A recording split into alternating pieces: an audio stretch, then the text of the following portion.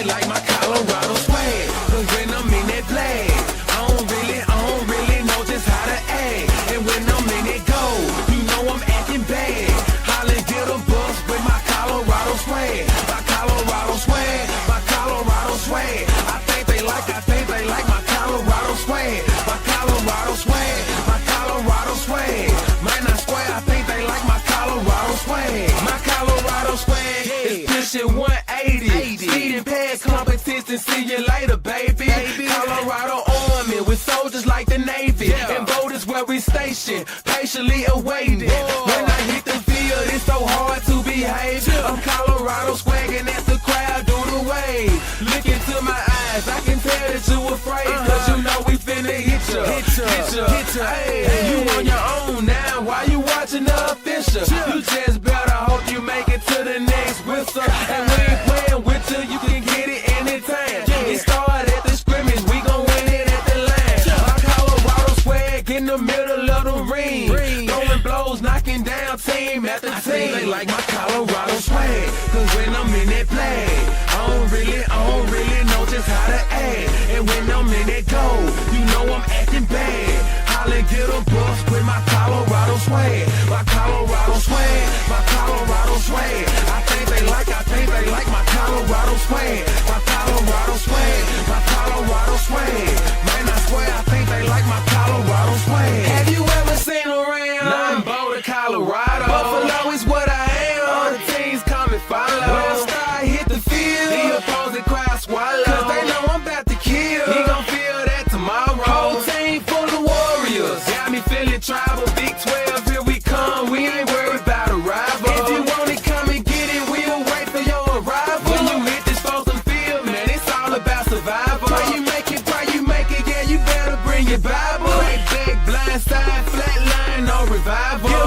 Get them bucks, mess them up, we say we got them. If we don't, then we'll get them. When we see them, then we have them. Like my Colorado swag, cause when I'm in that flag, I don't really know just how to act. And when I'm in that goal, you know I'm acting bad. Holla, get a bus with my Colorado swag. My Colorado swag, my Colorado swag. I think they like my Colorado swag. My Colorado swag, my Colorado swag. Man, I swear, I think they like my Colorado swag. I think they like my Colorado swag. Cause when I'm in that flag, I don't really know just how to act. And when I'm in that goal, you know I'm acting bad.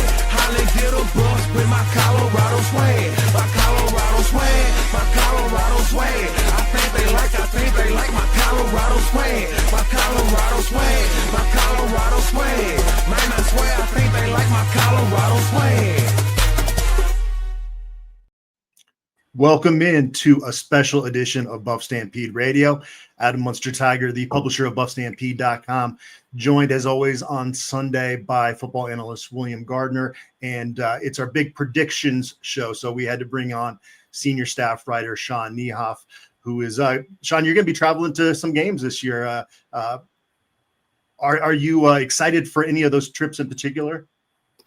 I think the one I'm most excited for is probably West Virginia, just because it's a new venue, haven't been out there before, and get out to go see Morgantown. I don't know that there's a ton out there to see, but it'll be a new experience, and that one will be fun. But it'll also be good just getting back to some of the old Big 12 haunts and spending some time in the Little Apple and traveling around. So it is, as much as I miss some of the locations in the Pac-12, it is kind of nice to have a few more trips that are drivable and save on a little bit of airfare. So that's always helpful.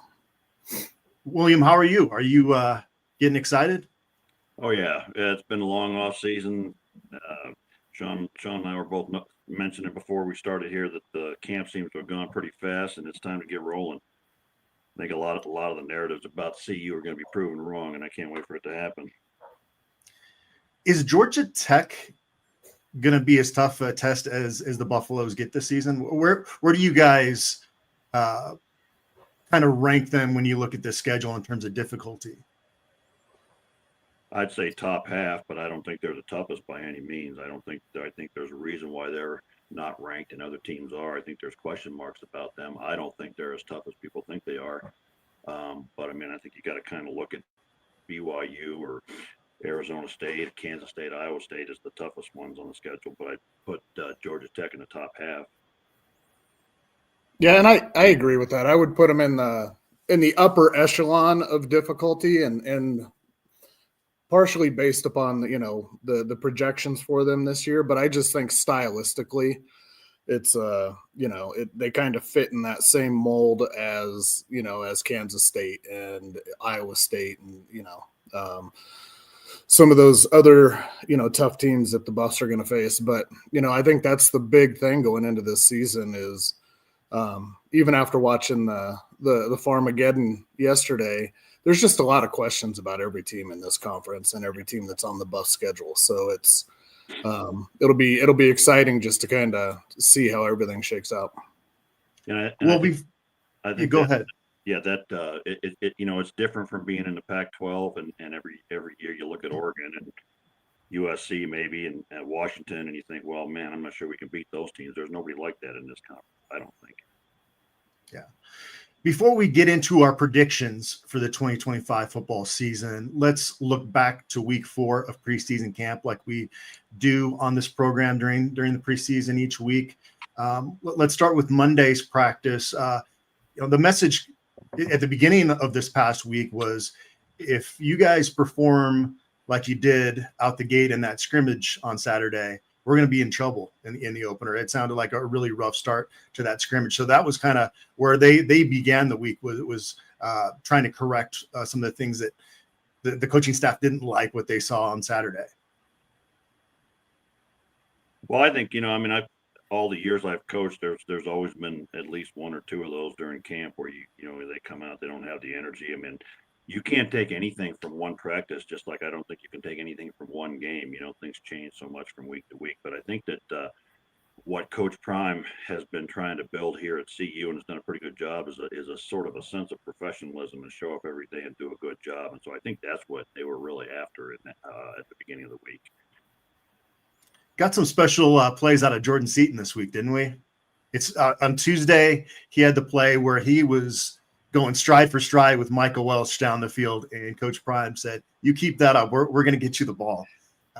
And then, of course, that dude is just so impressive, and what he's done over the past 2 years, the past 2 off seasons, and changing his body entirely, and such a professional work ethic with that is, he really embodies, I think, what the staff is looking for in terms of, as Bill mentioned, in terms of having a professional mindset and going about this, taking care of business. So continue to be freshly amazed with things that he does all the time. Well, he's like a Nate Solder level of really kind of freak, like David Bakhtiari built himself into what he is. He doesn't have that native sort of crazy genetics, I guess, for lack of a better word, that Seaton and Solder has. And this is what makes Seaton so great. It is, like I was saying to somebody yesterday talking about great basketball players, they said, well, Michael Jordan had great talent. Yeah, but he worked as harder than everybody else too. So when you put together the talent with the work effort, man, you're going to get something very special. And then, of course, later in the week, he goes head-to-head with Samson Okunlola with a couple battles in there that got really intense. And it's that saying at this point of the preseason, they're tired of hitting guys with the same decal on their helmet. Well, I gotta think that Samson is ready to go up against somebody other than Jordan Seaton at this point. Well, and I think that that's going to play well for both sides of the ball. Jordan Seaton and Johnson going up against our edges is going to make them better for game days. But like, if you got to go against Jordan Seaton, you're going to get into games and go, well, this is a lot easier than practice. Yep. Yeah. It took, and that's the other thing too, is, you look at it, and last season it took the defense kind of 3 weeks really to settle in, 3 weeks into the season to settle in and start showing a little bit of life. which I guess kind of started against Colorado State, but everybody really saw it. And the impressive outing was at UCF and shutting down, their running game. And you look at that this year, and now you've got, RJ's on the second round draft pick on the Broncos. And you really took him out, except for a wheel route, took him out of the game. But I think the feeling this year is that the defense has had the opportunity to go up against a much better offensive line than they did last year. And, a commitment to running the ball. And so their run defense has been on the field throughout camp. So I think that, or at least I'm hopeful that that'll pay, bigger dividends from the jump this season. On that O-line, Kareem Harden seems like he's going to be a kind of the Swiss Army knife there. He was actually getting some reps at left tackle this week. So I think he's maybe that guy that's not a starter that they feel most comfortable about. Is that kind of the sense you guys get? Yeah, it's beginning to look that way. I think there's still some question marks. I'm not 100% sure who we're going to see starting at center, but I think that Harden is a guy that could play all 5 spots in a pinch. I'm not sure I ever saw him play center, but he's a 5th-year guy, and one of the things I want to make sure we talk about is how so many of these guys have transformed their body. I think Sean mentioned it with Jordan Seaton, but there's so many guys that's the case for it. And so I want to get to Andrew Swayze at some point, but Kareem Harden, I think I honest to God, going into camp had sort of written him off, but he has proven me wrong, and I think he's going to be in the mix. DJ McKinney came into this preseason with a lot of hype. He's really lived up to it. Everything I've heard is that he's had just a fantastic preseason. Maybe he or Preston Hodge weren't the most natural leaders initially, but they've really both grown into that role. And there were a couple practices this week where DJ McKinney was just in lockdown mode. Yeah, and I think what you're saying about the leadership thing, that's one of the things that's fun about doing what we do, Adam. You talk to the players a lot more than I do, but being able to do the fall sports, what do they call it? The press or the media day thing. Yeah. You get to see these guys over the course of multiple seasons and see them develop and really come into their own in terms of confidence and leadership and kind of vocal comfort, for lack of a better word. So that's always fun to see. And like you said, you can start to see that with some of these guys and just the difference in how they approach the media and approach interviews and their willingness to come out and really talk about things. So I think that's something that this team needed too, because that was one of the questions heading into the fall camp is who are the players, aside from a Jordan Seaton, that are going to step up into those leadership roles. And I think, leadership is one of those things that whether it's the military or sports teams, you don't become a leader until you get into that role, because nobody's going to be a leader in that secondary last year except for Travis Hunter and Cameron, so on Craig, so they didn't need to step into that role, and they had no opportunity to step into that role. So when you put them in that position, that's when you find out whether they're able to handle it. And he's done a great job with it so far. And good to see Tawfiq Byard back in the mix. He was a little dinged up during camp, and they got some of the old linemen back here in the mix in recent days too. Mana Tayamani, Yaya Atia, was Ogunbi. He was kind of out early in camp, right? But he's back in the mix now as well. And there, I was talking about the versatility with Kareem Harden. That's another thing we've seen Cooper Loveless play quite a few different spots. And I have a feeling if there's 7 offensive linemen that see action in the opener, Harden and Loveless would probably be those 2 extra. Yeah, that's as good a bet as any. I think, Loveless played a lot of different roles at Northwestern, so he's done it against top-level competition. You know what he can do, and so he's a guy you can fit in if somebody goes down almost at any position out there. And I would think that, and I hate to even bring it up, you have to the first thing you got to do, aside from figuring out your starters, is who's your backup left tackle, just in case. Yeah. Who do you think that would be? Who would you put your money on in that race right now? I don't know. I haven't seen all the practices and watched the film. I mean, just looking at Andre Roy started 7 games at left tackle in the Big Ten last year, so you got to look at him as a possibility. Lovelace is a 5th-year guy. He might be a 6th-year guy who's played a lot of games too. So they've got some options. I don't know what they're looking at in practice because those kinds of things are not going to make the videos and what have you. So we'll have that's you talked about what are the things we're looking forward to seeing develop, and that's one of the things for me is who ends up playing where and how much on that line. Yeah, Sean, what are the storylines that you're most anxious to follow this fall with the Buffaloes? I think the top one is the same one that everybody's been talking about for the last 9 months, and that's how are they going to use the quarterbacks, and how is that going to play out? As they've said, they're going into game week already without a name starter. We'll probably run all the way up into Friday in that status, and so to see how that plays out, I think everybody expects to see both quarterbacks in some capacity.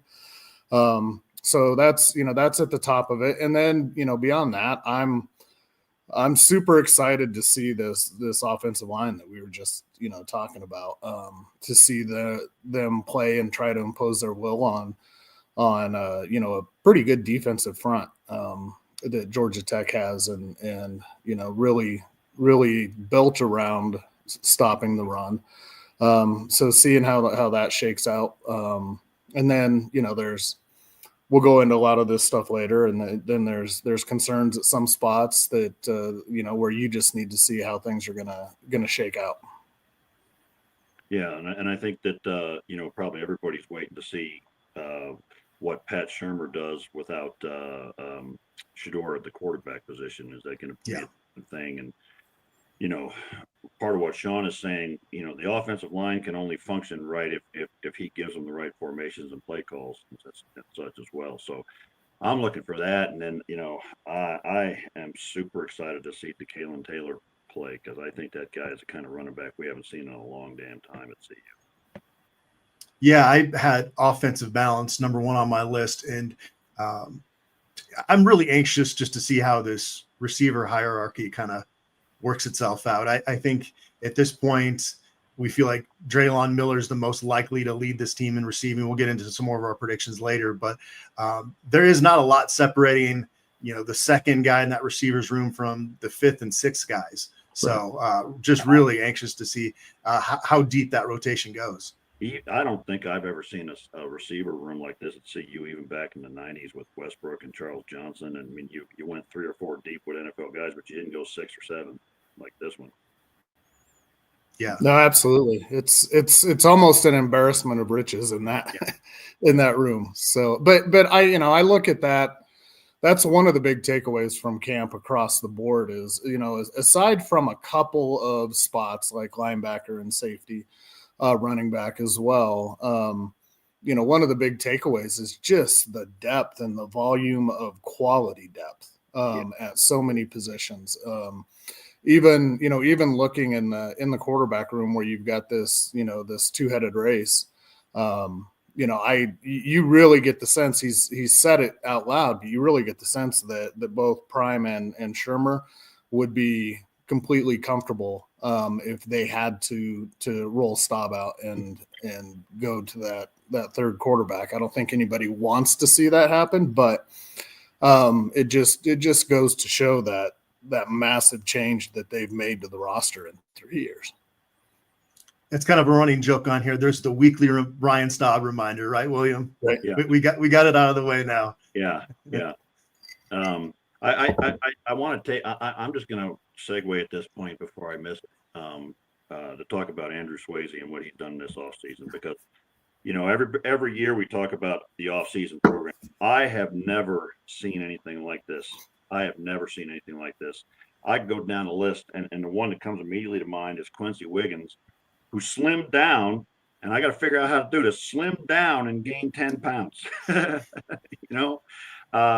at 6'5", 275, that guy's going to be a load, man. And then you look at, Jordan Seaton.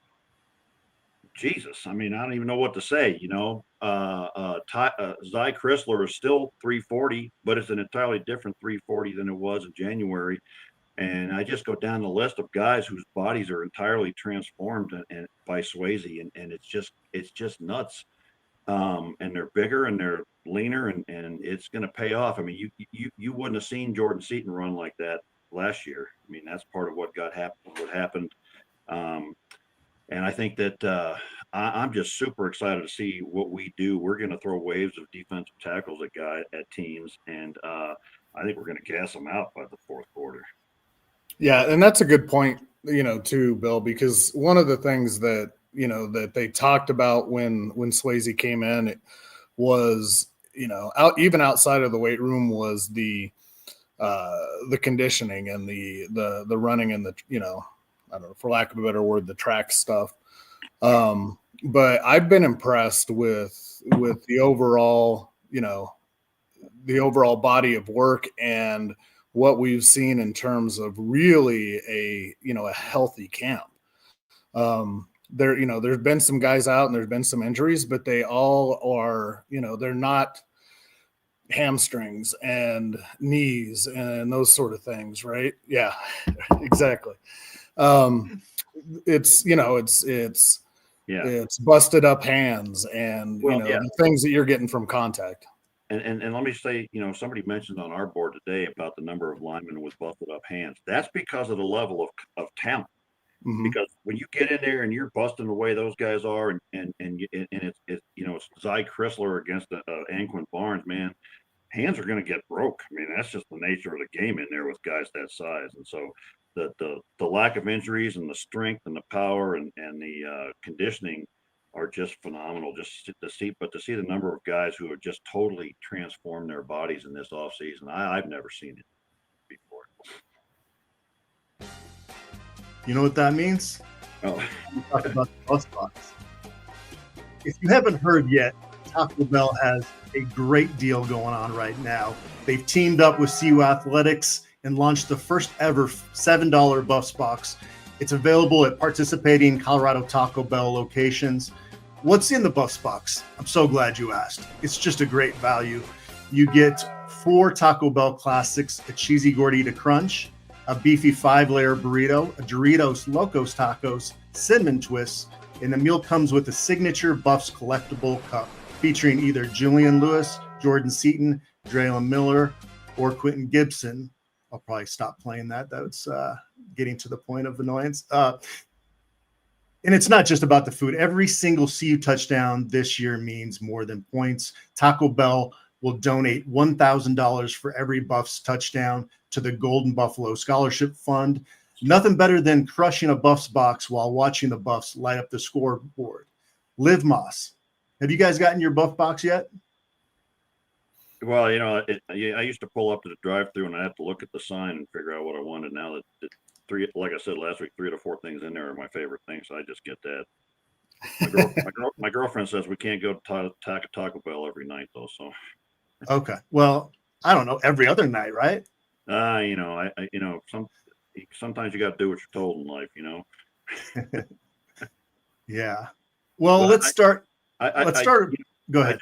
I just wanted to touch again, though, on the fact that those four players. This is what NIL is supposed to be, where they're really getting something from Taco Bell for Taco Bell getting something from them, And so I think people need to support it from that perspective as well. This is what NIL is supposed to be. Yep. All right, we're going to dive right in. Prediction time. What percentage of the snaps behind center does Caden Salter take this season? And what percentage of the snaps, if any, does Julian Lewis play behind center for the Buffaloes this season? Let's start. Let's go Will, then Sean. Well, I think, I think it's going to be, I'm playing it safe and saying 75 and 25. I think that you got to get Juju enough playing time there to develop him. But I also think that he brings a different type of offense to the table. And so you want to get him that playing time. But Caden Salter has proven what he can do. And I got a feeling, and I haven't been there, but I got a feeling that they have not shown us on the video the things that Caden Salter is doing in practice that are going to excite us on game night. So I think he's clearly got the guy with the experience, and I think he'll get the majority of the playing time. But I think you find time for Juju as well. I think we're going to see Staub play a little bit this year too. Yeah, Good to work I that feel out. about the same. And I'm going to stick with that. Nice Staub interjection there. That's 2 if anybody's keeping track.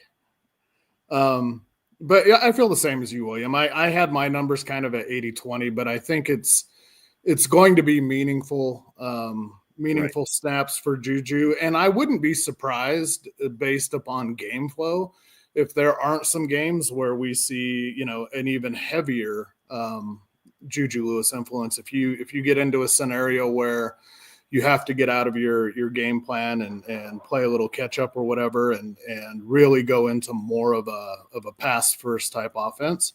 I think that as long as they're getting him some time and some experience, that we may see heavier doses of him in that.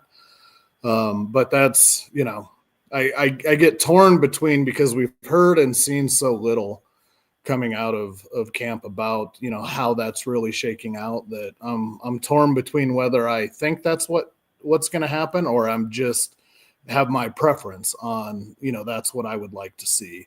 That was exactly my thinking in putting down that number, is that I don't really know, but this is what I'd like to see. Yep. I went 80-20 as well. So we're all kind of very similar in that sense. It might be partly kind of matchup specific too, right? Because, if some teams are weaker in the secondary but stout up front, that might be a game where Julian Lewis presents, a little bit more of an advantage by being able to sit in the pocket and, pick defenses apart that way. But I think no matter what, I think communication is going to be so key with this coaching staff and those quarterbacks week to week. And it's hard enough to be a 17-year-old getting ready to play college football for the first time.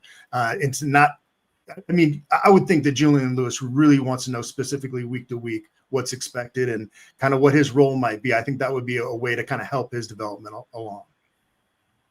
Well, and I would imagine they have packages for him and things that they got specifically for him, and you don't want to put him out there to try to do what DeKalon Taylor does well. And I would imagine, every team I've ever coached on the offensive side, you had certain things for certain guys, and certainly with Juju, I think that would be the case as well.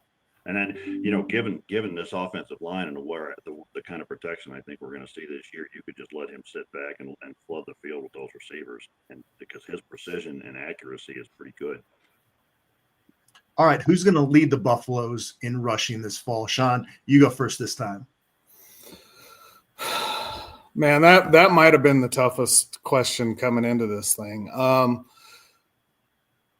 I'll tell you what, based upon the way we've seen, I do think I agree with William, and I think DeKalon Taylor is going to surprise a lot of people. I think he's going to be involved in the offense a lot, but I also think that maybe, half his yardage may be actually in the pass game, and slings and different things, and getting him involved. So I'm gonna go out and take a flyer and say that because they're going to spread it around a little bit, that Caden Salter is going to be the leading rusher. What do you think, William? Well, I think that certainly is a reasonable expectation or guess, given what he did 2 years ago in the run game.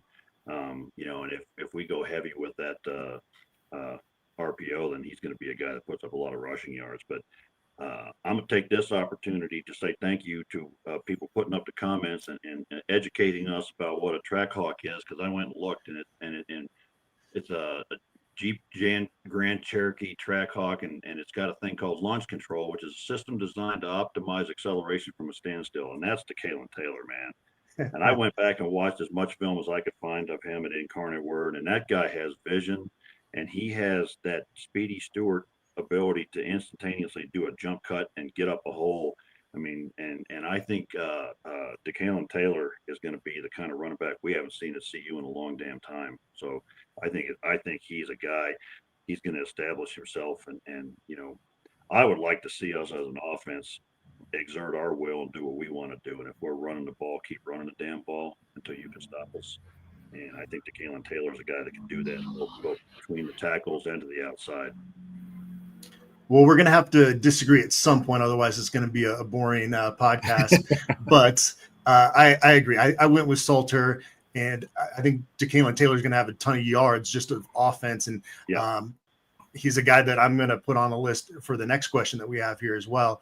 But it's going to be probably pretty close rushing yards between DeKalen Taylor and Michael Welch, I would think. But overall yards offensively, I think Taylor will have a pretty big edge there. But I think Salter's legs are pretty special, and he's going to get back to that form he was a couple years ago. I think last year was just kind of not a great situation for him or Liberty. It was he needed to move on, and he got a new start in Boulder, and I expect him to take full advantage of it.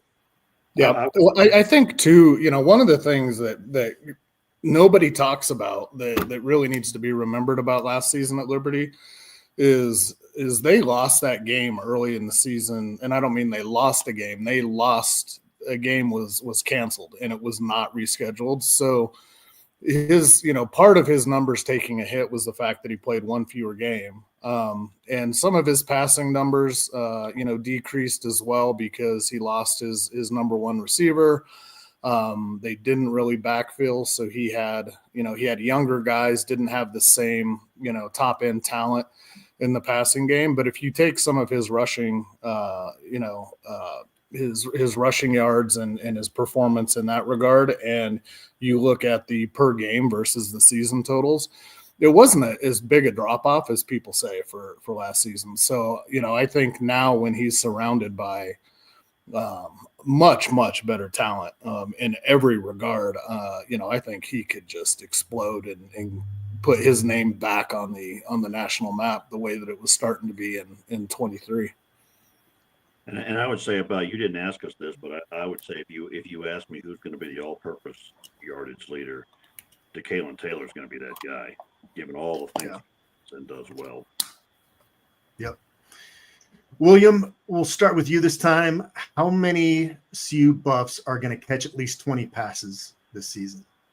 And I'll mention that last year there were 5 that caught more than 30, actually, and 6 players that caught at least 1 touchdown. Yeah, I went and looked at that and got those same numbers. And then actually Dallin Hayden had 16, so he got close. And that was a pretty explosive passing game, but it was mostly limited to 5 guys. So I think that's going to be spread. And so when you're talking about who's going to get at least 20 passes this season, my God, man, I don't know that anybody's going to step up and get the 92 or 70 that LeJontay or Travis got last year, but I think there might be 7, 8, or 9 guys that get 20. And I wouldn't be surprised if 6 or 7 guys don't get a touchdown receiving this year. I think a lot of guys are going to. Some of these guys, you look at that wide receiver room, and then talk about DeKalen Taylor, and we got 7 or 8 or 9 guys that are take it all the way guys if somebody misses. Yep. So I think almost close to 10 on both categories. What do you think, Sean? Yeah, I'm kind of in that same ballpark. The number I came up with was 8, but that was being a little bit conservative. But I think you're going to see, a spread between, maybe 6 receivers that are doing that. And I do think that we're going to see, 20 catches out of the tight end this year. I think you're going to get, I think it's a shoe-in for DeKalen Taylor. We keep talking about him, but for him to have 20 catches out of the backfield. So I think it's going to be a lot. I do agree with William too. I'm not sure that we're going to have, multiple guys that are in that 60, 70 plus catch range. But I'm excited to see who that's going to be. If you look back at, at the Liberty season in 23, when Caden Salter had a little better receiving core and had top end guys, I think that we're going to see somebody emerge that becomes kind of his security blanket, his go-to guy on key downs or the guy that he likes to take his shots to. So it'll be spread around a lot, but I do think we're going to see one guy emerge and put up some pretty gaudy stats. I wrote down 9, and 6 are receivers. Draylon Miller, Omarion Miller, Sincere Brown, Joseph Williams, Hakeem Williams, and Isaiah Harge. And I had both DeKalen Taylor and Michael Welch on there. As you mentioned, last year, Dallin Hayden almost had 20 catches. So I think even Welch will get 20. And then, I threw in Zach Atkins there as well. So, yeah, I mean, there's a couple other dark horse candidates in there as well that it wouldn't shock me. You got even Terrell Timmons is back in the mix now. So it's obviously going to be fun to watch who kind of rises to the top at that position. Who do you guys have ending this season as Colorado's best tight end? Is it going to be Savell Smalls in his second year playing tight end, or is it going to be the newcomer Zach Atkins? Well, I guess I'll go first. You didn't tell which. But my bad. Go ahead, William. You're the boss, man. I just do what you tell me to do. I think that it depends on what you're asking for. I think that Zach Atkins has got a much higher ceiling probably than Savell Smalls. He's bigger and he's faster. But I think Savell Smalls is a real great athlete. I mean, there was a reason why he's a 5-star guy coming out of high school, and he's got a great work ethic, and he's going to be a lot better than people think. I think we're going to see a lot more 12 personnel and 2 tight ends blocking and what have you. But I think that Zach Atkins is one of those rare tight ends who can be a deep threat and take the top off of a defense if they're trying to cover him with a linebacker, that you're going to see some big plays over the top to him. And so I think at the end of the day, he's going to be more of a balanced player and has a higher upside moving through the year. I think he'll probably have more catches. But then, I got to remind everybody, last year there was a string of games where Savell Smalls had a first down catch, 4 or 5 games in a row, and that's what you really, that's the meat and potatoes of a tight end is, get that first down, get that short yardage underneath the zones when they drop everybody deep to try to cover a Travis Hunter. So I guess I would say Zach Atkins, but I like both of these guys a lot. Yeah, I'm gonna agree to some extent in that what people see and what's going to get a lot of the talk and the hype is going to be, I think, Zach Atkins in the passing game, and there's going to be more downfield opportunities and more ability to run after the catch, that sort of thing. But I'm not going to be surprised at all if we see Savell Smalls play himself into, somebody's NFL camp roster next year. He, between the size and the athleticism that William touched on, he's got that going for him. But if you go back and look at last year's tape at the beginning of the season, he couldn't have blocked a hanky. And to really watch him progress over the period of 13 games was, he might have been the most improved player on the roster by the end of the season. So he was, by the midseason, he was serviceable. By later season, he was actually doing some really nice things. So with that year under his belt, another year of development, and I like his attitude, his mental approach to everything. I think he wants his opportunities to catch passes, but I think he's going to be the guy that's on the field. I think he's going to get more snaps than Atkins, because I think Atkins is going to be more of that receiving tight end, more of that Y. But I think you're going to see Savell Smalls do different things in line and in 11 formation. I think William's right. We're going to see a lot more 12 formation. And then I wouldn't be surprised to see Savell Smalls, in an H-back in the backfield as well, and doing some creative stuff, more of that pro-style Shermer offense stuff. I was just thinking that same thing with him in the H-back role and coming across on a split zone to block and things of that nature and playing fullback or whatever. But, I think what you're talking about too, Sean, speaks to good coaching on this staff, and I guess particularly Brett Bartolone, and, good coaching shows in the development from game to game and year to year. And that really was, and I think a lot of people missed it because they saw Savell Smalls early and said, well, this guy can't block and he sucked. But then by the end of the year, he really was a very effective blocker. Kudos to both of them. While we're on the topic of the offensive playmakers the Buffaloes have, we got a question from Travis. Do we see Cam Michael fitting in once his pinky recovers? That's a good question because we just spent so much time talking about how deep that receivers room is, and we didn't even mention him. And there's a lot of Colorado teams in the past that, a 4-star like him with his speed would have been, a big storyline during preseason camp. Well, and I think, the problem for, you miss time in a room like that. And, it's been kind of, maybe it shouldn't be, but surprising to me how much Gibson and Farrakhan, the two true freshmen, have shown up in camp at wide receiver. So Cam Michael, I think, is a special talent. And there's a lot of different things you can do with him. I think he'll show up and help this team in some way or the other. I don't know if it'll necessarily be in the top 5 of the wide receivers, but I think his athleticism is somebody you got to get on the field. He wants a Dan Lanning rant, by the way. Hey, man, those kind. Do you have those just queued up? No, they come when they come. Okay. And just like Sean tries to get me to say a certain word, and that has to come out naturally. Sorry. Right. I think Cam Michael's a guy that's going to be tough to keep him off the field as the season progresses. And, you look at last season, nobody had any idea really how and to the degree that they were going to use, Draylon Miller in a variety of ways.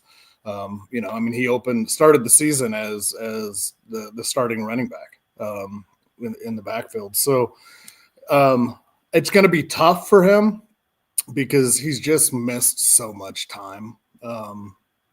But at least this year it's a hand injury and it's something that he can still get other work in. But I think they've got to find a way to put his athleticism on the field as the season progresses. So I think, midpoint of the season on, I think you're going to start seeing some creative ways to get him involved. How far have we come, though, that we can sit here and have a real discussion about a guy as good as him not possibly getting into the mix? Yeah. Right. Speaking of depth, how many offensive linemen do you think are going to see action in the season opener? Sean, let's start with you. In the season opener, I'm going to say 6. No, I'm going to change that. I'm going to say 7. Because I have a feeling that we're going to see both centers. And then I think, we're going to see somebody else, and not necessarily because of injury, but we're going to see somebody else rotate in. I don't think this is a game where we're going to get into any sort of blowout status, on either side where you just see a second unit come in. But I think you'll see maybe a guy like Kareem Harden or whatever, one of those, one of the swing players, just come in and get some action because they're, I think they really want to have a 7 to 8 man offensive line that they can put on the field. So I'm going to go with 8 or no, 7. Yeah, and I think I agree with that. I think 7 is probably the most likely number and that would be presuming McGill starts at center. Then you got Chrysler and Hill at the guards, and Jordan Larry Johnson at the tackles, which, by the way, is going to be a freaking ginormous line. But I think Cooper Loveless is still he may start at center. I don't know. I think they're still fighting that one out. I think Cooper Loveless plays. I think that Kareem Harden plays, like you said, at a variety of positions. I think you want to give meaningful snaps to guys like that. To the extent that they're ready after having missed some time with injury, we might see Taimani, we might see Ogbe, we might see Atia.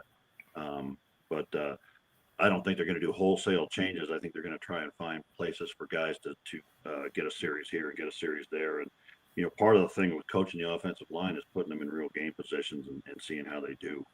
in there and how they mix with the other guys. But you also want to develop a sense of chemistry with 5 guys on the field. So I think it's a big question. I think specifically it'll be 7 with Loveless and Harden being in addition to those other 5. I've got 7 as well, and those are the 7 that I think are going to see action against Georgia Tech. What is going to make you feel good about Pat Shurmur as the OC going forward? Is it a ranking in terms of total offense this year? Is it come down to just wins and losses? Does it come down to balance? What do you need to see from him to feel good about Pat Shurmur being the OC of this program going forward? William, let's start with you. Okay, and I want to start with one last thought on that offensive line, and this is, in a sad number of years that I've been coaching and watching and playing with offensive line, I have very rarely seen the starting 5 in game 1 be the same starting 5 in game 12. Last year, we ended the season starting a walk-on at right tackle. That will not happen this year, and I think we're going to see more guys as they develop and fit into this offense play a lot on that offensive line this year and play well. So I think that'll be an addition, and it won't be like last year where we're flipping the guards because we didn't really know who was good enough. This year there's going to be a lot of guys good enough. But to go back to the question, well, real quick, props to Ben Resnick though. He went out there and he played hard. Yeah, he did well. He did fairly well in that game, to be honest with you. I mean, for given his abilities and whatever, but you don't want to be in that situation either. Right. Yeah. We're not going to be in that situation given our depth here this year. But talking about Pat Shurmur as offensive coordinator, I want to see that he can use formations and motion to disguise things and flip up a defense. I want to see a steady running game. I want to see the passing game still be effective with a new quarterback. I mean, quite frankly, I think we're going to score as much as last year, just in very different ways. I want to see him stick with things that are working, because last year, one of the frustrating things to me is when 2 or 3 of those games, when the running game was really working well, we stopped using it. So let's stick with things that work. But don't overthink yourself and get the ball to we got superior skill position guys. Get the ball to the guys on the edges where they can do something with it and get out of the way. Yeah, I want to see, and you've heard some of this coming out of camp, but I just want to see more creativity, not in terms of necessarily even play calling, but I want to see, more use of motion, more making the defense react to what you're doing and being able to get a snapshot for what the defense is doing. So I want to see a variety of formations. I want to see pre-snap motion. I want to see a lot of that kind of stuff that helps put the offense into a better position to succeed. And then one of my big takeaways from last year was what Will just touched on, and that's when you find things that work, just feed it. I mean, you go back to 2001 and running that G, and it was, against Nebraska, they probably ran that thing 40 times. They couldn't stop it. It was working. So we're just going to keep running it. And so that's what I want to see. And I think I'm not as down on Shurmur as a lot of people are.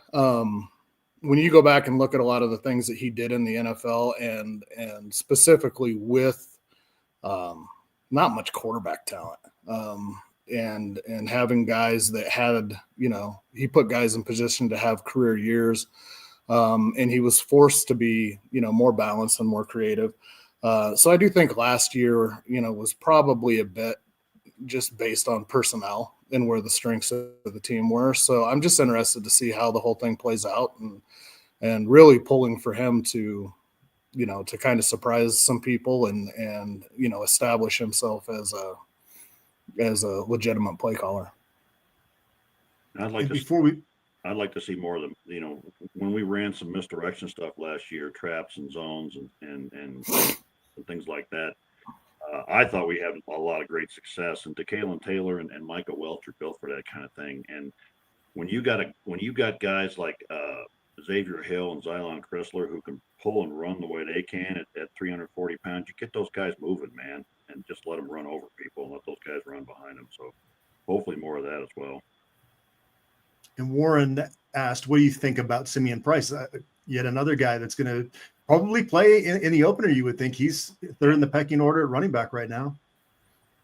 I like what I've seen of him so far. That hurdle was fantastic, if you'll remember that. But that showed his athleticism, and I think that speaks to what are we going to see from Marshall Faulk as well as far as being a coach, and just because you're a great player doesn't mean you're going to be a great coach. And I think what happens with a guy like Simeon Price will tell us a lot about Marshall Faulk as a coach. But I've seen enough from Simeon Price to thinking he's a sort of a change of pace, that big running back that can do things between the tackles, but he's also got enough athleticism to change direction. He's not just going to, over the last 10 years of CU, I've seen so many running backs that just ran into the butts of the offensive lineman in front of them. And as an offensive line coach, that just makes me crazy because you can't blame the offensive line if the damn dude doesn't have any vision and can't see anything. So I think Simeon Price has a role in this offense. I don't think he's one of the top.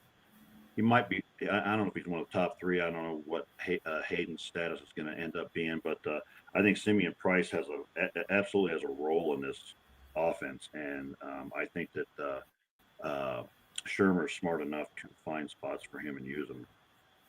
I'll be honest, he's outperformed my expectations. Oh, yeah. That was one of those additions in the offseason that was kind of like, I don't really know about that one, but now he definitely looks the part of a Big 12 running back, and I'd like to be able to sit down and just kind of find out why he wasn't given more of a shot at some of his previous stops, because he's got quite a bit of talent. Yeah, I like him. I say I like him a lot, and that's not that I necessarily like him above a lot, the other backs and getting a majority of the touches, but I like what he brings. And I think if the offensive line performs the way that we think they're going to, I wouldn't be surprised at all to see somebody come out of that running back room that we're not really expecting and do some nice things and creative things. So I feel, I don't know that we have that standout back on the roster, the guy that's going to make a name for himself and turn a lot of heads, but I like the group that we've got and what they all bring to the table, and I think it's going to be a successful group. And I think that with Simeon Price, it occurs to me that if you're in a situation where you need to eat up 8 minutes of a clock and you want to just run between the tackles and gain 3 yards or 4 yards of crack behind those big offensive linemen, you put him back there and you just keep giving him the ball. All right, let's move over to defense. And we'll start with you, Sean. The question is, what % chance does Amari McNeil and what % chance does Anquin Barnes have of being all conference by the end of the season? I think McNeil's almost a shoe-in. I'm going to put him at 90% chance of being all conference. Okay.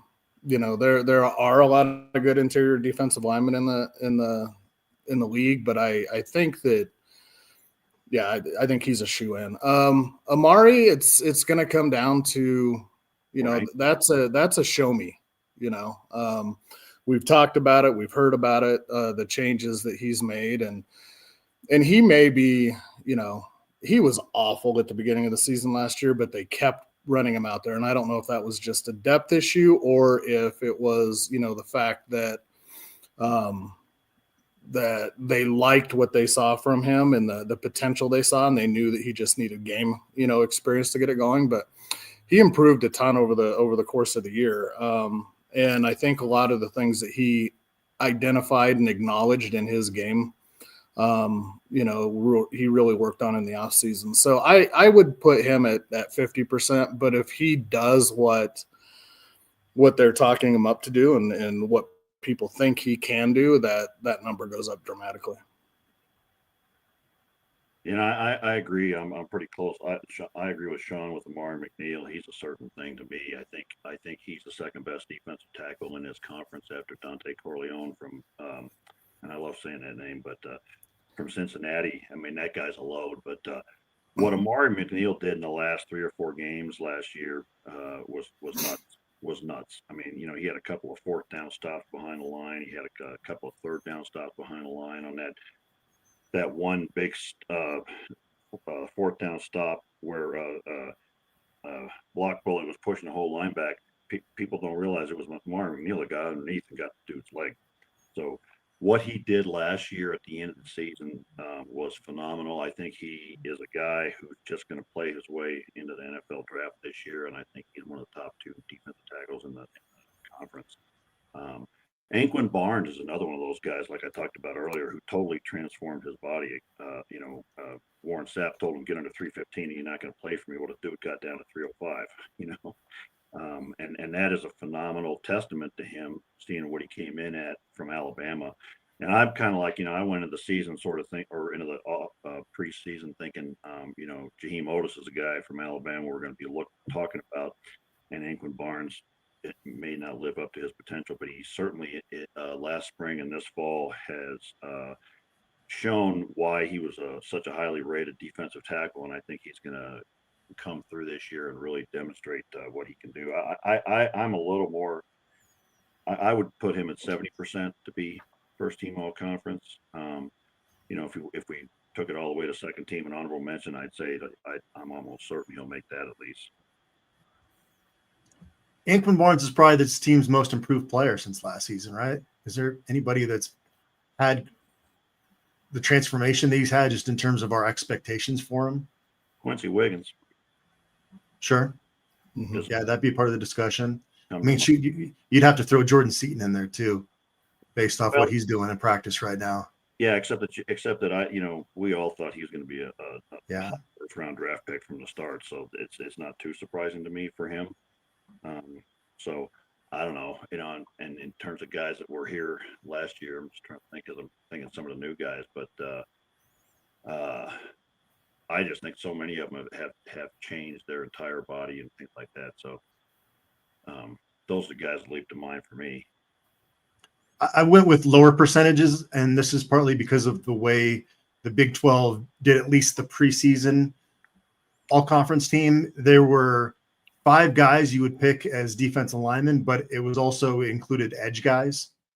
So you got a lot of stat getters that are going to be part of that five group. So I had Arden Walker actually on my preseason all-conference team as a defensive lineman because, again, the edge guys are lumped in with the traditional defensive linemen.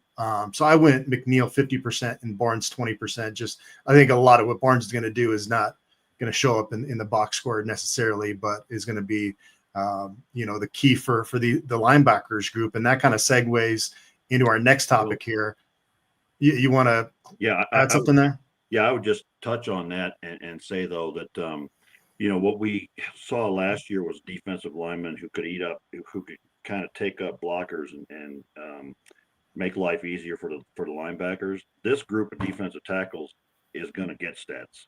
These guys are playmakers. In other words, they can get off the blocks and make a play in the backfield. So I think we're going to see a lot more of that this year. And, we're going to throw 3 waves of guys at teams. And by the end of the game, I think it's going to be nuts because, Torian Carter started last season in the first game. We haven't even mentioned his name, Tawfiq Thomas, Tavian Coleman. We're just going to send waves of dudes after these guys. And any one of these, 1, 2, 3, 4, 5, 6, 7, any one of these 7 dudes would have been our best defensive tackle, Tavian Coleman got a lot of run this preseason. I think we're going to see him on the field a lot. Yeah. So that's what I think we're going to see a lot more stats from our defensive tackles than we have in a long time. Well, we've heard really good things about Reginald Hughes and Martavius French. They've had a strong preseason. But what happens if either of those guys misses a significant amount of time? Is depth at linebacker the biggest concern on this team right now? Sean, we'll start with you.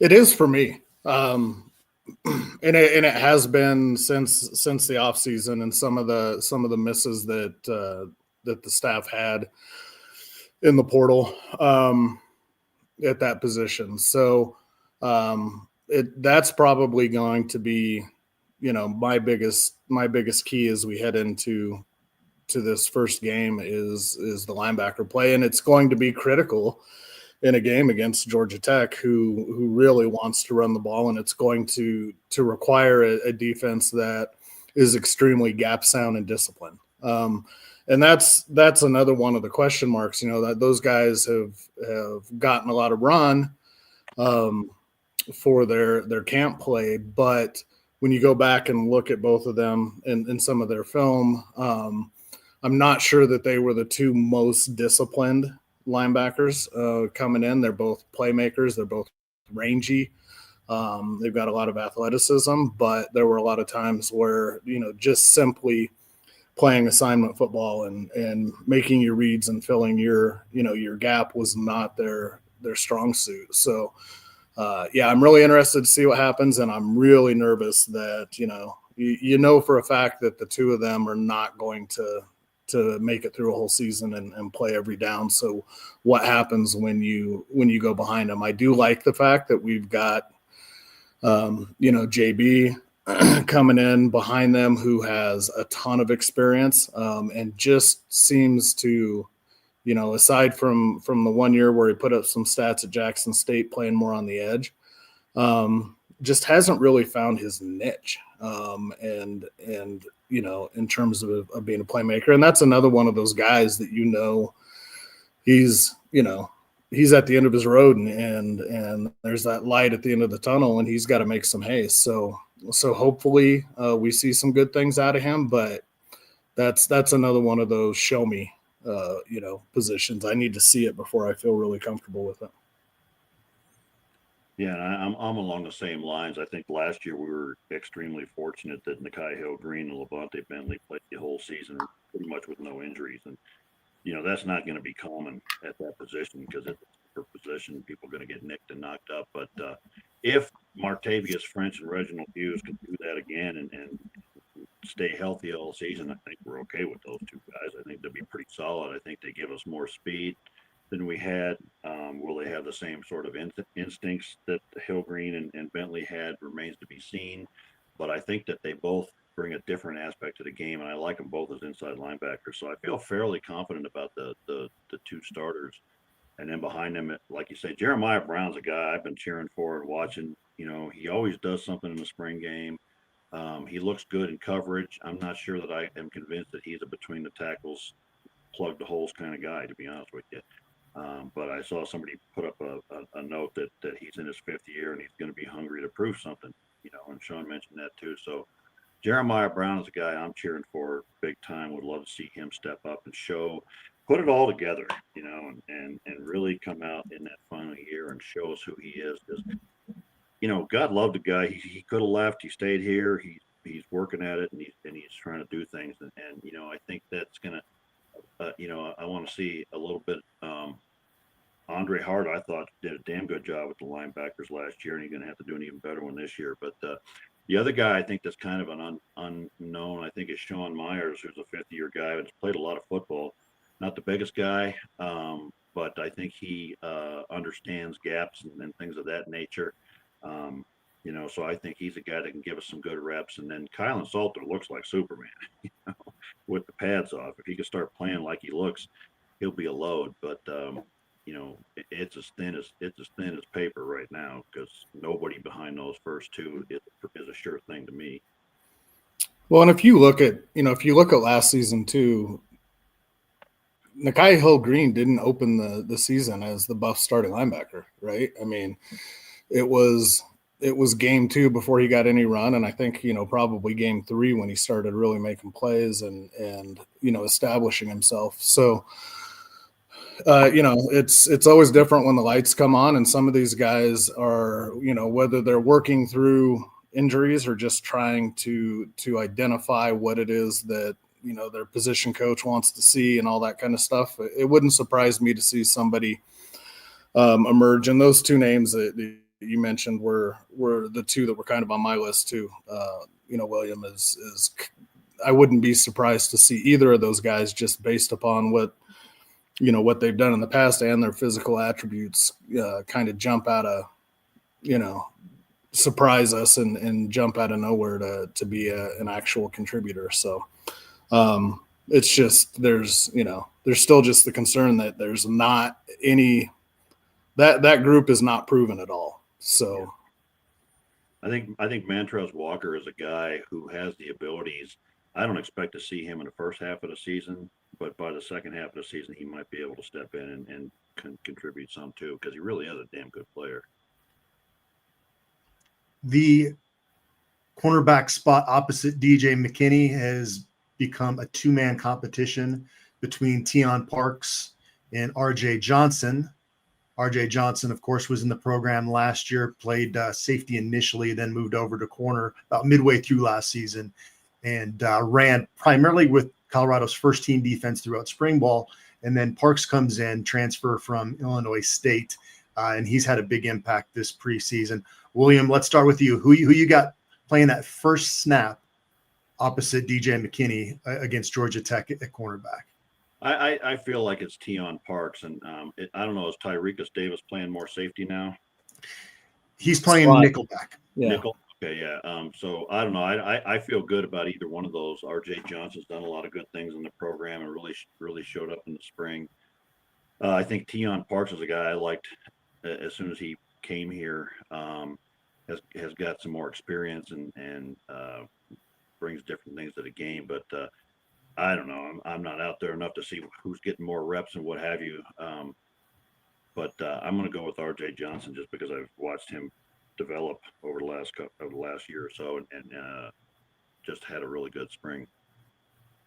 What do you think, Sean? I'm going to go the same route, but a little bit differently. I was a little surprised with everything that we heard out of camp with Tyrekus Davis that they had kind of slotted him in at the nickel, and so he wasn't in that competition to start on the other side.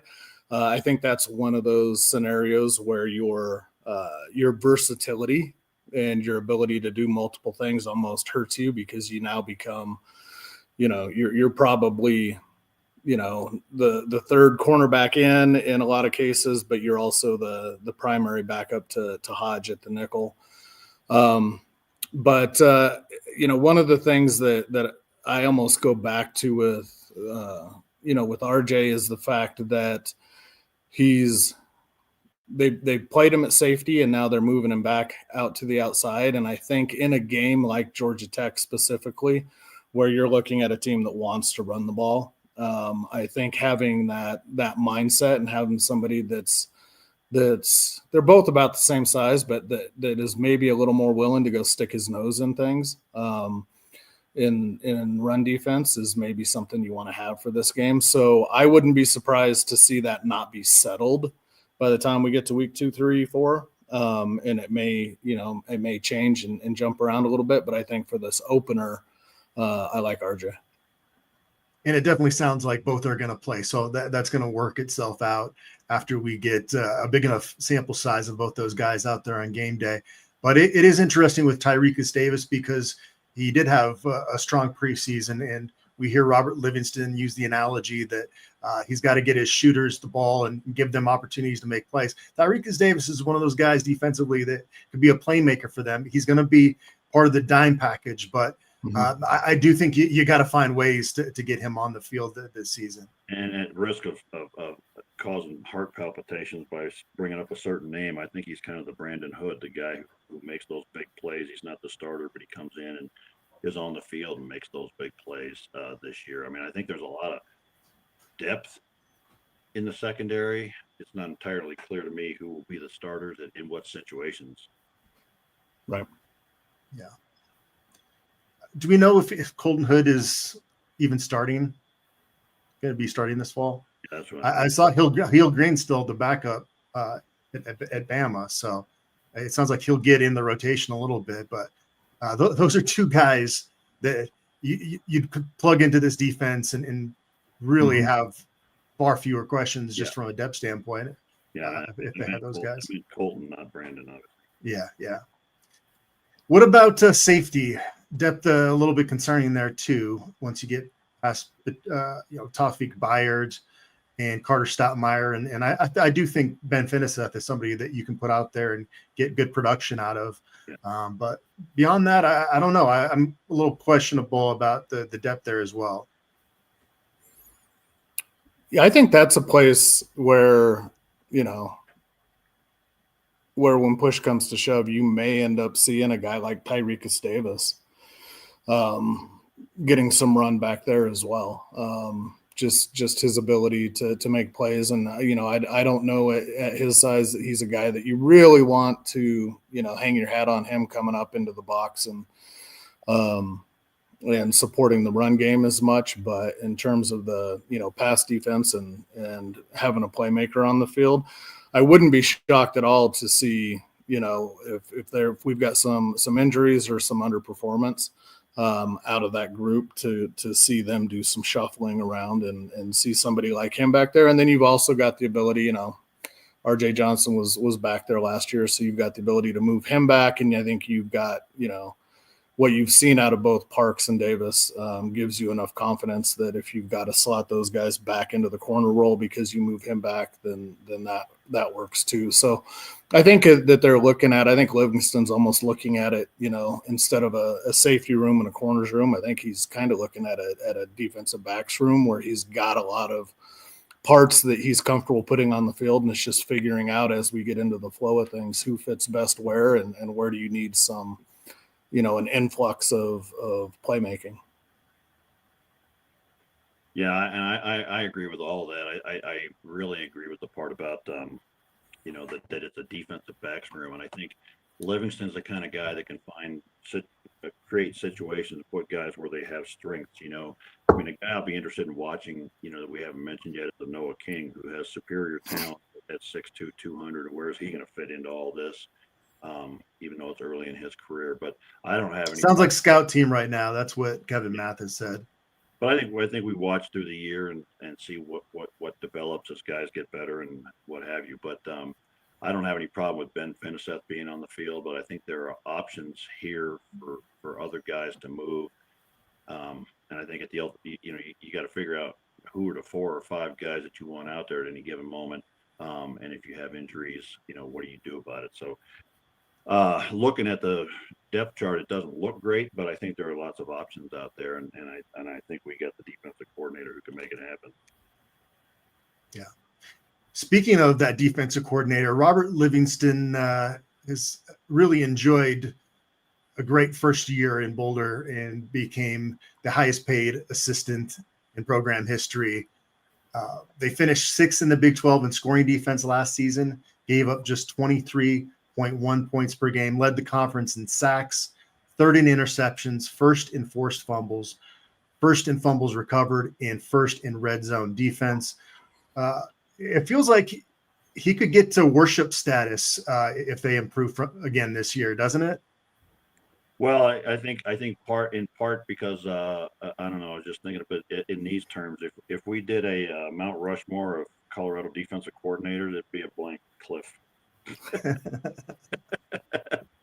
So I think if he my God, if we're even better on defense this year, then yeah, absolutely, he's going to be sort of a godlike status here in Boulder. And I was so impressed with what he did last year and putting guys in the right positions and what have you. That very excited, and I'm guarded against sort of a sophomore slump sort of thing. But I think that he showed he's really one of the great up and coming young minds in defensive football across the board. Really, I think if I hate to say a thing like this, but if he has an even better season this year, he ain't going to be here in year 3 because somebody's going to back up the truck and take him to the NFL or something. Yeah. Well, and where the talent is a little different this year, but you look at what he did last year and he has a lot more tools going into this season. So I think that the roster is going to help him become, to become even better coach than he was last year as well. And that's what I love about him is his philosophy is not about trying to figure out who he can plug into his system and who can fill, a role that he's got on paper for how his defense runs. It's really about identifying playmakers and figuring out how to take advantage of individual skill sets and put them in a position to succeed, and maximize what they do well and limit what they don't do so well. So, and I think he's got an unbelievable knack for that. And I think that the players love him for the same reason the fans do. And I think he's a player's coach. He's putting them in a position to succeed, and he's a very relatable, likable guy. He's not the traditional old crusty defensive coordinator. He's not your William Gardner. So, cheap shot from the stands. But so I think I do agree with you though. I think if he does what I'm expecting him to do this season, which is I think that the defense overall takes a step up in the conference rankings, and I'm not going to be surprised to see them step into potentially some national rankings in some certain areas too. That I think that pub's just going to go off the chart. And they've got so many nationally televised games, and you're always going to have that with Prime, that if they're playing well and you start seeing that, it's he's going to be the subject of all the talking heads on national media, on the broadcasts about what he's done with that defense back there. So I wouldn't be surprised to see him just skyrocket this year. Yeah, and the Saints did almost steal him away, but that's a good problem. That's when you're successful as a program, and this is something that Coach Prime really leans into, is that he wants to elevate his guys, and he's done a very good job of upgrading, these positions when there have become openings. And the connection between Livingston and Coach Prime has been fun to see, because William, you're talking about, there haven't been a ton of defensive coordinators revered by CU fans in recent seasons. The last one was probably Jim Leavitt, right?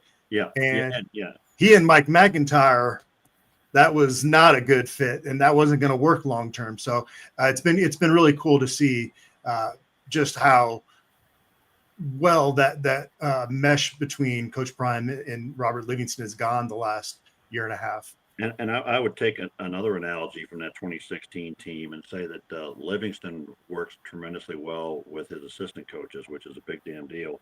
And you look back at Leavitt and Tumpkin, who were a very good team on that defensive coordination. And you look at this group, and it seems to me that Livingston is very close with George Hilo, who's coaching the Edge group. And, that kind of communication between coaches goes a long damn way in a thing like this. So I'm excited. I think he's going to do, like Sean said, even better job this year. And, one of the things, as you were talking, Sean, led me to a question I'll throw out to the two of you guys is, we led the conference in sacks last year. You think we can beat that this year? You think we can be up in the top 10 nationally? I wouldn't be surprised to see it. I think that we're better on the interior defensive line than we were last year, and which means that there's going to, you're going to have those interior three offensive linemen that are really focused on the D tackles. So I think you're going to end up with a lot of one-on-one situations out of the edges, and I think we maybe see improved sack stats coming out of the interior defensive line, but I'm not going to be surprised to see our edge guys really rack up some numbers. And you got a guy like Sam Okunlola that I think for all intents and purposes underperformed last year. He did some decent things in the run game, but everybody was expecting him to come in and just be the sack master, and he really wasn't. So with another year of development under him, you've got Wiggins who's stepping up and has all kinds of all-world expectations at this point, and the light seems to have really turned on for him. Everybody knows what you're getting out of Arden Walker, and I think he's going to be one of the top edge guys in the entire conference. So, and somebody just, Keaton Wade, somebody just put that into the chat. And so you've got, Keaton Wade, who came on at the end of last season, and really has shown an ability to do some things with the pass rush. So I think you've got a lot of situational guys that are going to come in and put up some stats. You got a full season to Keaton Wade, and not just not just 4 games. So I expect them to be, making noise top 10, nationally in that regard.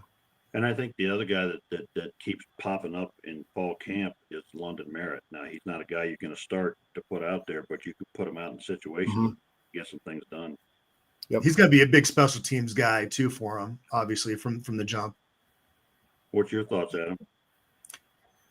Yeah, I mean, it was funny at Fall Sports Media Day. I asked a couple edge guys, is their goal to repeat as the top sack group in the conference? And they looked at me like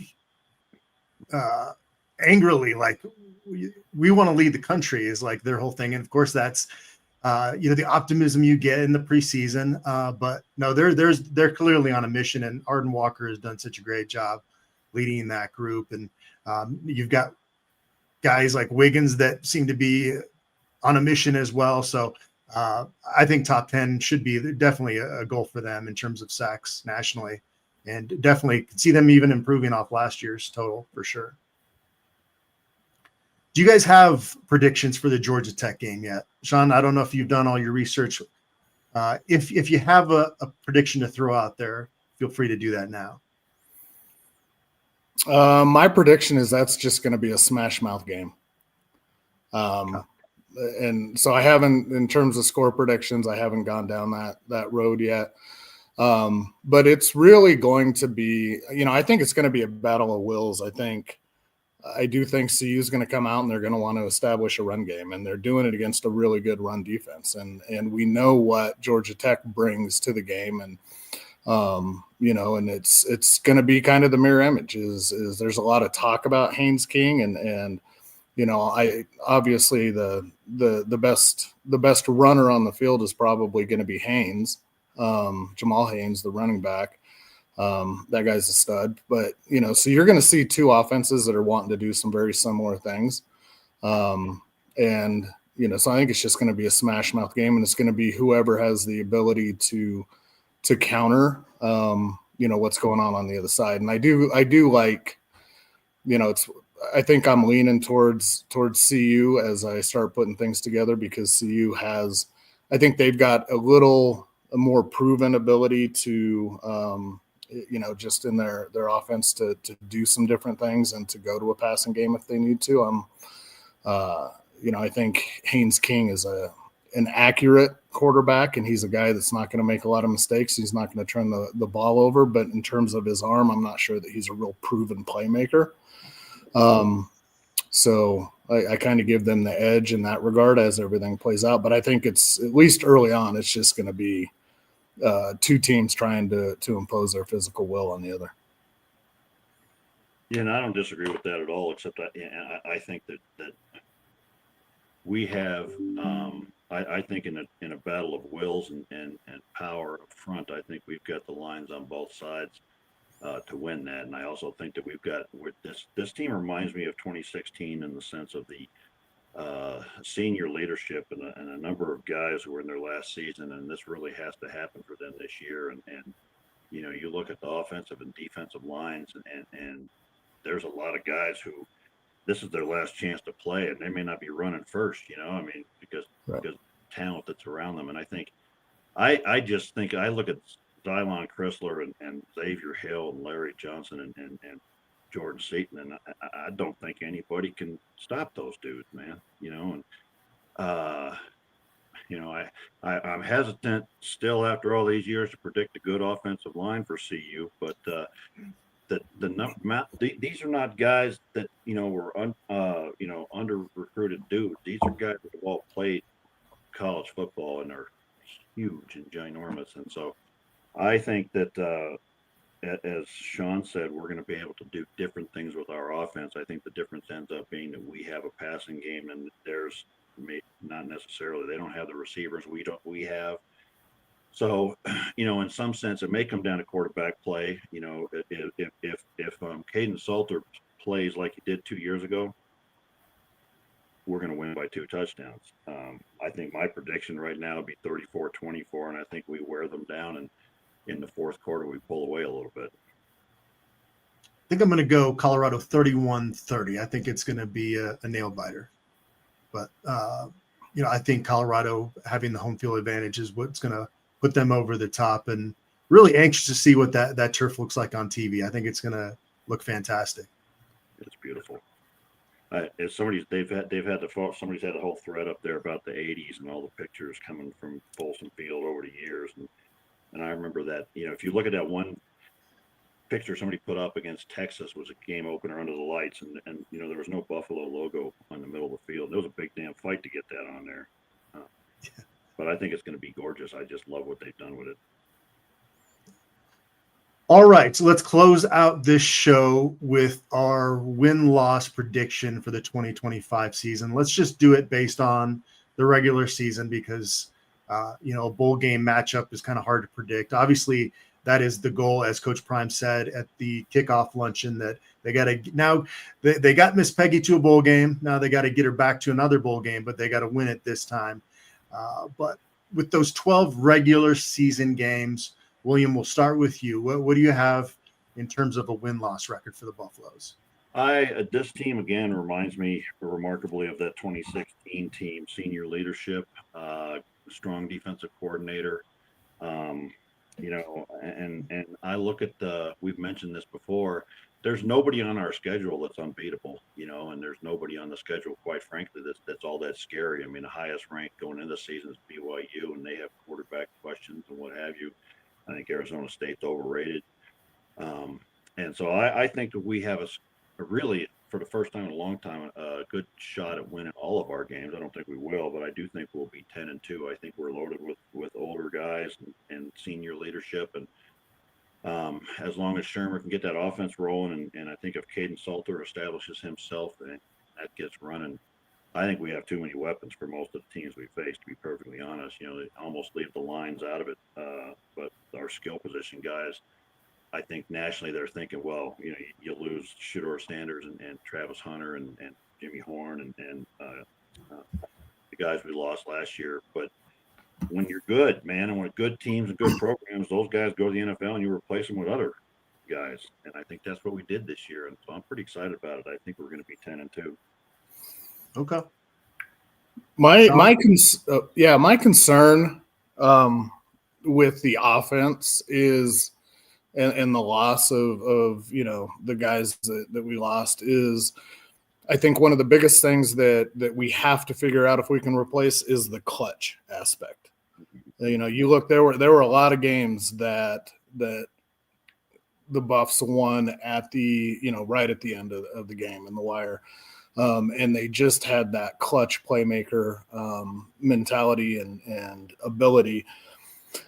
And I don't know if that's there. So I think if you get into those tight games where it's coming down to last possession, we've got to see how that plays out and what they do with that. So while I do think that the Buffs are going to get to double-digit wins, I think that may come about, in the in a bowl game. So I'm going to, or potentially a conference championship type game, but I'm going to put them at 9-3, like they were last year. I don't think they're going to drop off. I think that's a very attainable number. I wouldn't be surprised to see them get to 10 in the regular season, but I do think that by the time it's all said and done, it's going to be a double-digit win team. And I want to just touch on what you said, Sean, there. Part of that last year was the sort of the trust that Shedeur had with those receivers, and that he knew he could find somebody, that play to LeJohntay Wester, for God's sakes, man, that may be one of the all-time great plays, but they trusted each other, will these guys trust each other that same way? Well, I'm not happy with you guys because now you're setting me up to be the hater here. No, I can see them going 10-2 or 9-3 in the regular season. I came into preseason camp with an 8-4 record prediction, and in the past, my prediction going into camp has been more accurate than my prediction coming out of camp because there's a lot of optimism and excitement, and everybody's just so fired up. that I'll usually tack on another win to whatever my prediction was going into camp. So I said I wasn't going to do that this year. So I would be leaning towards going 9-3. But because I said going into camp 8-4, I'm going to stick with that. And it is strange though, because like I put that out there on some national stuff and they think I'm a homer. The chat here is going to think I'm a hater. It's a record prediction where they win twice as many games as they lose though. So I don't feel like that makes me a hater. Well, I say this: if anything 8-4 or better, and this thing takes off, because I think the big question mark for recruiting, leaving out the money stuff for people is, can Coach Prime do this without Shador and without Travis Hunter? And I think he's going to prove that he can. And if he gets to 8-4, then he proved that he can, and then guys are going to come here, man. Like the floodgates are going to open. Yeah. Yeah. See, I'm a hater. Warren, man, come on now. Somebody going to have to give Adam a hug. The thing about a prediction is it's not what I want to happen, right? It's a prediction. So right. Well, and I would be wrong.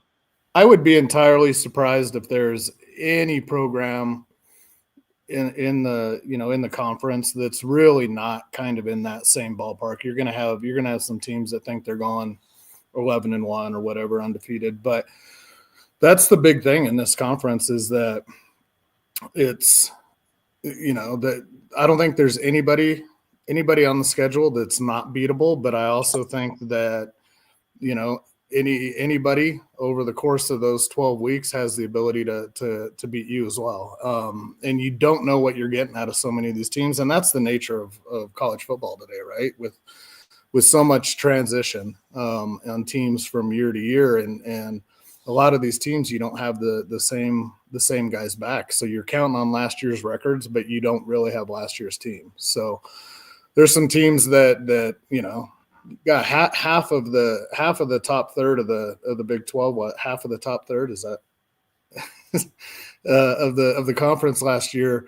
Was projected to finish at the bottom, and you've got that. I think you're going to have some things like that this year. Is I think some of the teams that everybody's just expecting to be running away with things are going to fall off, and you're going to have some struggles because you're just not going to have that.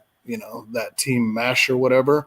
And CU wasn't the only, they weren't the only team that pulled out some wire wins last year. I mean, BYU could have just as easily been, 4-8 as 9-3 or 10-2 or whatever they ended up at. And Kansas State here. Yeah.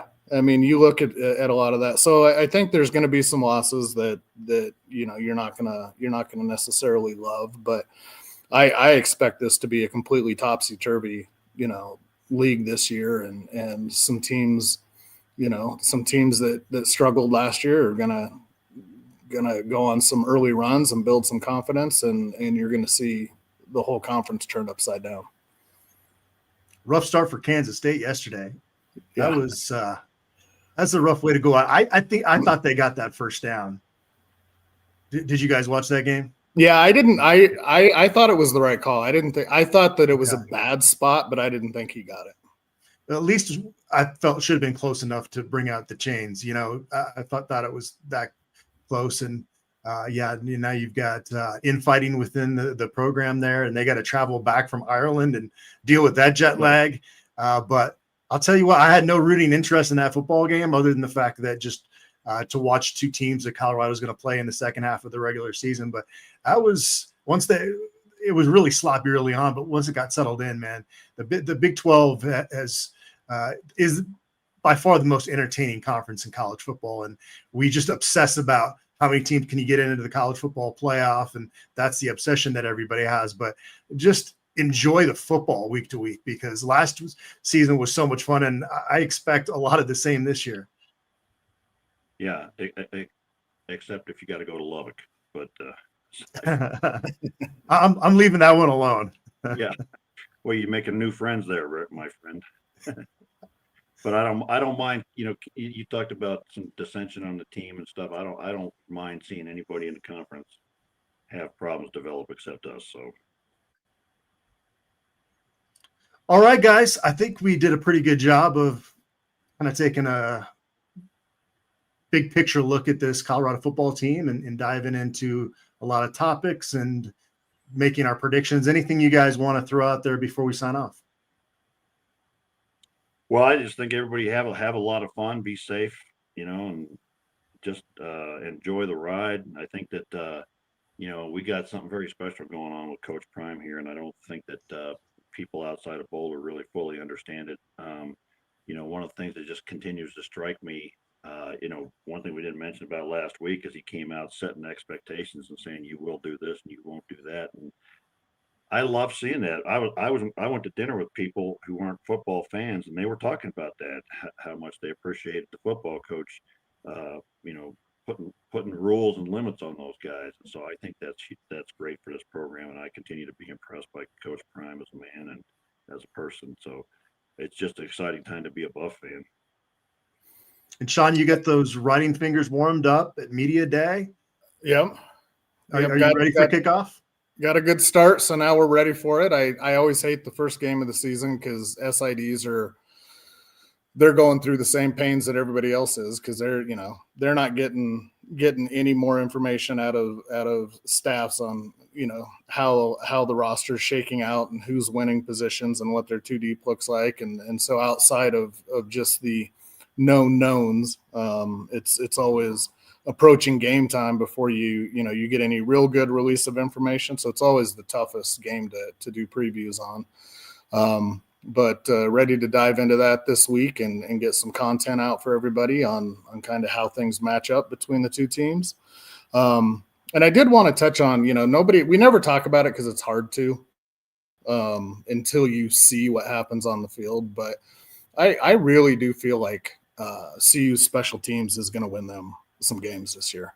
I like what they've got in, out of the specialists, but they also return almost all of their top playmakers in terms of like on coverage teams and in terms of snaps played and tackles and all and they put a lot of players on there that's kind of how they developed. So yeah, I think it's going to be good.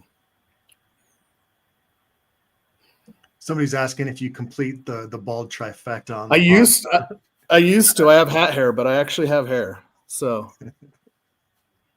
but I did. It was about 10 years where I shaved my head and I looked exactly like Adam and Bill. So, well, maybe we'll find some bet to get you to shave again, and we can.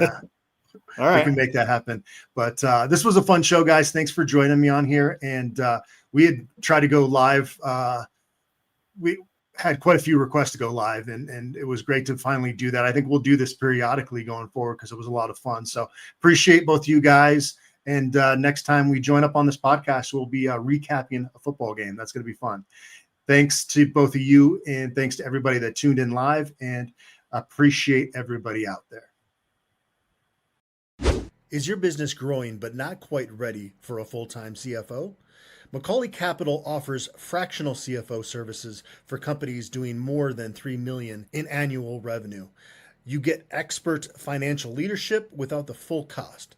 Learn more about how you can improve your business's profitability and cash management at MacaulayCapital.com. If you know Boulder, you know the Hungry Toad. We've been serving this town since 1991, long before the lines on Pearl Street. Just north of campus, we're your local British pub with proper fish and chips, quality burgers, a scratch kitchen, real English cask ale, and no tourist fluff. We support CU football, women's soccer, and the loyal fans who keep it local. The Hungry Toad, Boulder-born, Buffs proud.